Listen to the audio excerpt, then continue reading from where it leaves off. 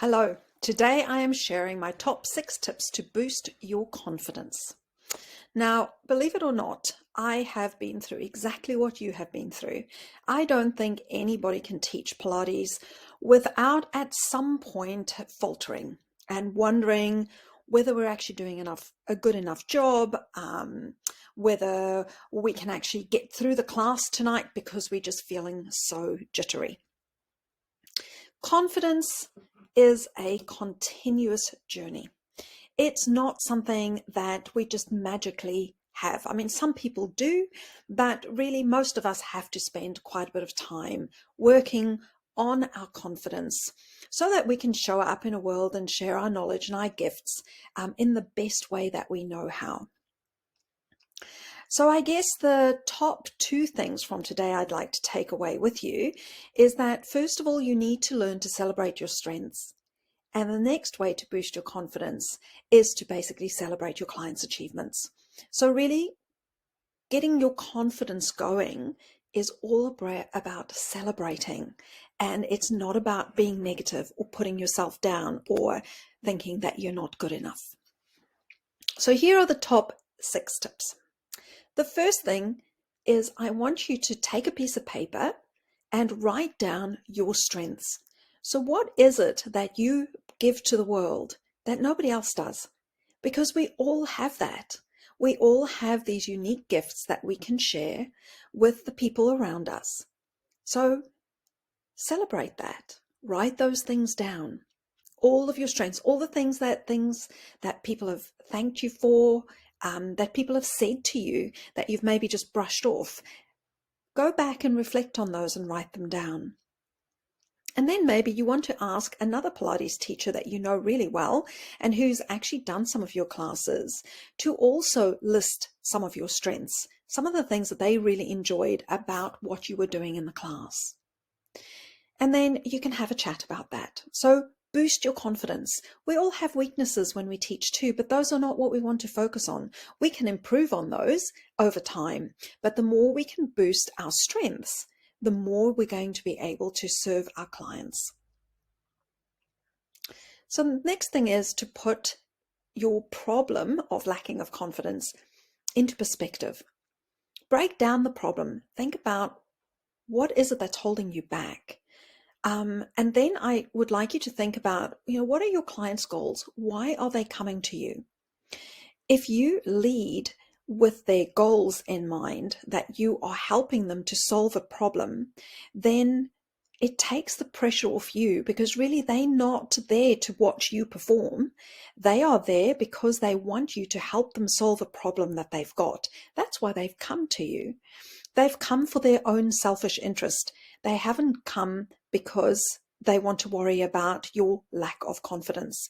So focus on helping them and your confidence will just not be an issue anymore because then you are doing what you're supposed to be doing.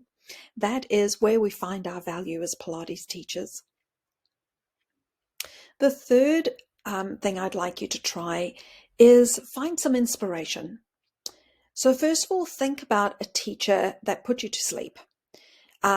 Probably at school, it could be elsewhere too, but somebody who really did not resonate with you, somebody who just went through the motions to get the paycheck at the end of the day. I can guarantee that you are not that person because you wouldn't be caring about your confidence if you were. So you're only lacking in confidence or think that you're lacking in confidence because you care so much about what you do and how you're going to help your people. So you're so much better than that. So I can guarantee that you can find inspiration in not being like that teacher that put you to sleep. The next thing is to celebrate your clients' achievements. When they've done something well, praise them with specific praise about what they have achieved. If you're running a series of classes, maybe you want to make the last lesson a celebration so that you can really show them where they've come from and what they've achieved. The more you can celebrate them, the more you're also celebrating your own success because you can't be successful if they are not successful. And you help them to get there. It was through the strength of your teaching that they moved the needle forward and they became more competent at the movements that you have taught them. Then as a daily practice, I'd like you to consider doing some affirmations.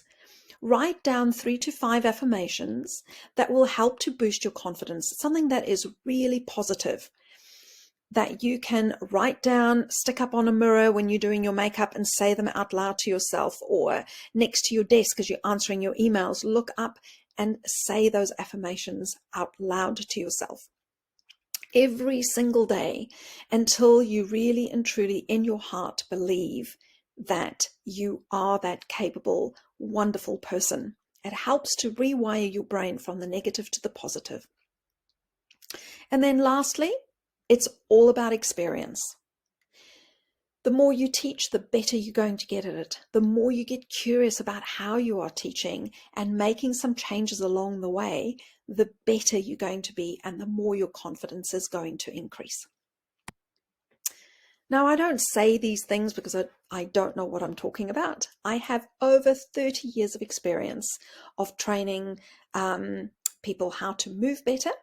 And I've got 20 years of training Pilates teachers how to teach. If you feel like you still need more help, then I would suggest that you go and find my online course called Grow Your Confidence. It's a self-directed course, and in that we delve even deeper into how to build and grow your confidence so that it can be sustainable for you in the long run, and that your confidence is intertwined with your values, with why you are teaching, and with how you can deliver that service in the most confident, beautiful way that you can. And there's also a discount code for you if you look at the bottom of your screen there. If you put that in, you're going to get this course for only $29 instead of the regular $97. So if you feel like you need some more help, then please feel free to do that. Like I mentioned, I have 30 years of experience teaching movement, and I have over 20 years of training Pilates teachers. I'm qualified as a movement teacher, and I'm also a certified Pilates teacher through the NCPT program. My philosophy is that if my clients are successful, I am successful.